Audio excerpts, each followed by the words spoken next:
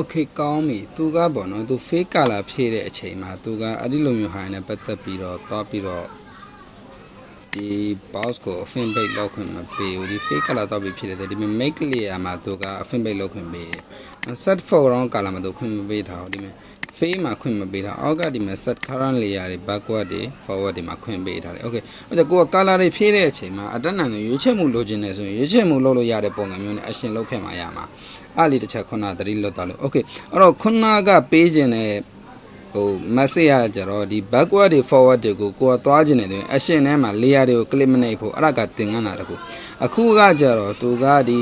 color တွေသုံးတဲ့အချိန်မှာကိုကရွေးချယ်မှုပြန်လိုခြင်းတယ်ဆိုရင်ရွေးချယ်မှုပြန်သုံးလို့ရတဲ့စနစ်မျိုးနဲ့ color ကိုပဲသုံးခဲ့ဖို့လိုတယ်လို့ပြောချင်တာဆိုလိုချင်တာကဒီဘက်မှာ foreground background color တွေသွားဖြည့်ပြီးတော့မှဟို control bus page တွေ alter bus page နဲ့ဖြည့်ခဲ့တယ်ဆိုရင်အဲ့ဒါက action ထဲမှာကိုယ့်ရဲ့ရွေးချယ်မှုရမှာမဟုတ်ဘူးအဲ့ဒါကိုပြောချင်တာအဲ့တော့ကျတော့ action ထဲမှာကိုယ့်ရဲ့ရွေးချယ်မှု color ရခြင်းတယ်ဆိုဘယ်လိုသုံးပေးမလဲဆိုတော့ထုံးစံတိုင်းပေါ့နော်သူက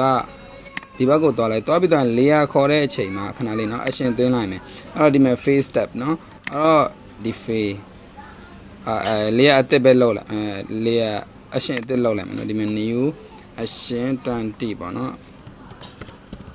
fade to လို့ပေးလိုက်မယ် okay အဲ့ဒီမှာ fade to ဆိုတဲ့ action ရပြီအဲ့တော့ तू ကဘာလုပ်မှာလဲဆိုတော့ဒီဘက်က layer မှာနော် layer မှာလာပြီးတဲ့အချိန်မှာဒီကနေပြီးတော့မှဒီမှာ solid color ဒါမှမဟုတ် gradient color okay solid color တောင်းနေပဲဒါခုနသဘောတရားနဲ့တူသွားတယ် okay အဲ့တော့ဒီမှာ color ရွေးပေးလိုက်တယ်ရွေးပေးပြီးတော့တဲ့အချိန်မှာသူက blending mode ကိုဒီအပေါ်ကနေတောက်ပြီးမချိန်ဘူးချိန်နေဆိုရင်သူကအောက်ထဲမှာတစ်ခုချိန်တိုင်းမှာသူ့ရဲ့ action record တစ်ခုယူနေမှာဖြစ်တယ်တော့ဒီထဲကိုသွားမယ်နော် layer style နဲ့ကိုသွားမယ် okay box ကြားလာပြီသူဒီထဲမှာသွားပြီးတော့မှ blending mode ကိုကြိုက်တဲ့ဟာထားပေးပေါ့နော်တစ်ချက်လောက်ကြည့်လိုက်မယ်ဘယ်ဟာလေးနဲ့လိုက်မလဲ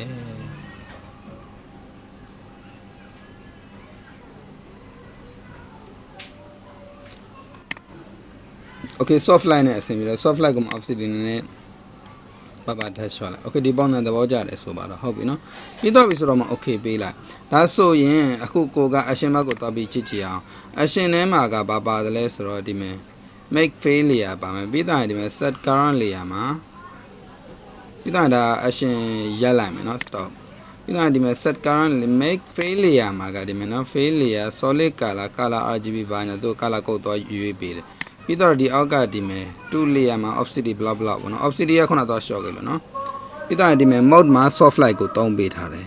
okay အဲ့တော့တစ်ချက်လောက်ကြည့်လိုက်အောင်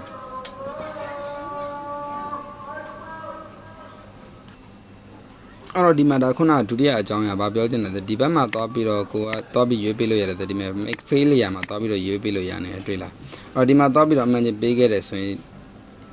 အော်ဒါကို action run မယ်ပဲဆိုပါတော့ဟုတ်ပြီနော်ဒီမှာ field 2နော်အဲ့တော့ layer ဘက်ကိုသွားလိုက်သွားပြီးတော့ဒါကိုဖြုတ်ပလိုက်တယ်ဆိုတော့ဒီမှာသွားပြီးဒီသဘောကဒီဓာတ်ပုံမဟုတ်ဘဲနဲ့အပြင်ဓာတ်ပုံထည့်လိုက်ရတယ်နော်အဲ့တော့အပြင်ဓာတ်ပုံထည့်မယ်ဆိုတော့ဒီမှာဒီပုံလေးထည့်လိုက်ထည့်ပြီးသွားတဲ့အချိန်မှာခုနက action fade 2နော် fade 2ကိုကွာသွားပြီးတော့မှ action run လိုက် run နေဆိုရင်ဒီမှာ box ကြလိုက်ဆိုကွာဒီမှာကြိုက်တဲ့ကလာရွေးပေး okay ဝင်သွားပြီlayer ဘက်ကိုသွားကြည့်အနီအောင်နဲ့အဆင်ပြေတယ်နော်ဒီပုံစံနဲ့တဘောက color ရွေးချယ်မှုလုပ်လို့ရတဲ့ပုံစံမျိုးသွားခြင်းနဲ့ဆိုရင်ဒီဘက်က adjustment နဲ့သွားပေးခဲ့ရလိမ့်မယ်အဲ့ဒါဆိုရင်ဒါက action နောက်ထပ်အကြောင်းအရာတစ်ခုပြီးပြီပေါ့နော် okay အဲ့တော့သူ့ရဲ့နောက်ထပ်မှာနောက်ထပ်နှစ်ခုထပ်ပြီးပြောပြပေးဦးမယ်ဘာလဲဆိုတော့ပထမတစ်ခုကသူကဟို license ဓာတ်ပုံတွေလောက်တယ်ဆိုရင် license ဓာတ်ပုံတွေလောက်တယ်ဆိုရင်သူကဓာတ်ပုံပြီးတော့တဲ့အနေထားနေပြီးတော့ print out လုပ်လို့ရတဲ့အနေထားတွေကို action ဘယ်လိုမျိုးတောင်းမလဲနောက်တစ်ခုကကျတော့ visiting card တွေလောက်တယ်ဆိုရင် visiting card ကနေပြီးတော့မှသူက print out လုပ်ရတဲ့အနေအထားတွေကိုဘယ်လိုမျိုးသွားမလဲဆိုတော့အဲ့ဒါလေးဗီဒီယိုထပ်ပြီးတော့ပြောပြပေးမယ် let's go ကြည့်လိုက်အောင်